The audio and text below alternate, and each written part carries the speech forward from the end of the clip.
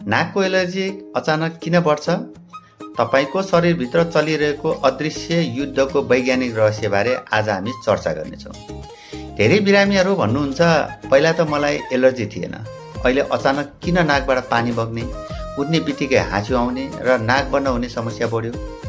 वास्तवमा नाकको एलर्जी कुनै सङ्क्रमण होइन, यो हाम्रो प्रतिरक्षा प्रणाली इम्युन सिस्टमको अत्याधिक प्रतिक्रिया हो।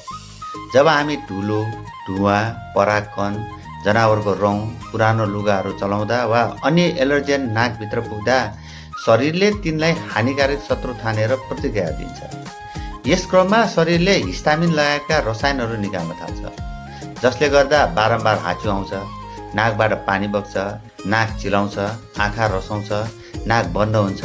अर्थात् सामान्य एलर्जेन भन्दा बढी शरीरले ओभर रियाक्सनको कारण हो।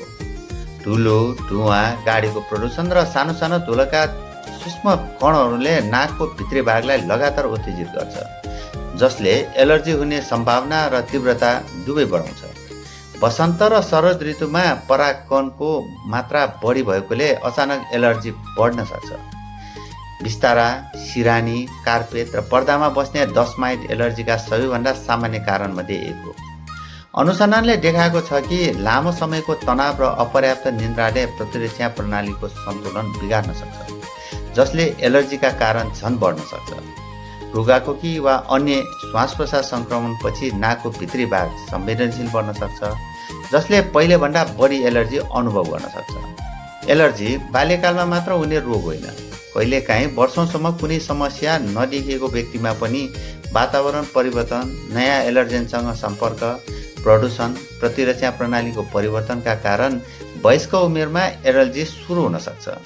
यदि वर्षभरि नाक बन्द भइरहन्छ, सुँघ्ने शक्ति कम हुँदै गएको छ, साइनसको समस्या बारम्बार दोहोरिरहन्छ, निन्द्रा र दैनिक काम प्रभावित भइरहेको छ भने एलर्जी मात्र नभई नाकको हड्डी बाङ्गो हुने, जसलाई हामी डिएनएस अर्थात् डेभिएटेड नसल सेप्टम पनि भन्ने गर्छौँ, यसका कारण पनि हुन सक्छ। नाकका पोली वा अन्य समस्याहरू पनि हुन सक्छन्।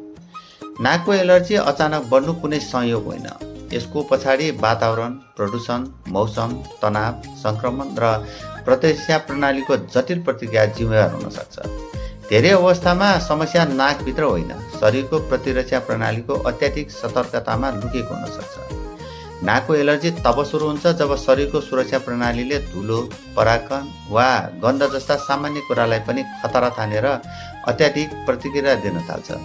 यदि तपाईँहरूलाई पनि नाकको कुनै एलर्जी, साइनोसाइटिस, डिएनएसको समस्या छ भने वा नाक सम्बन्धी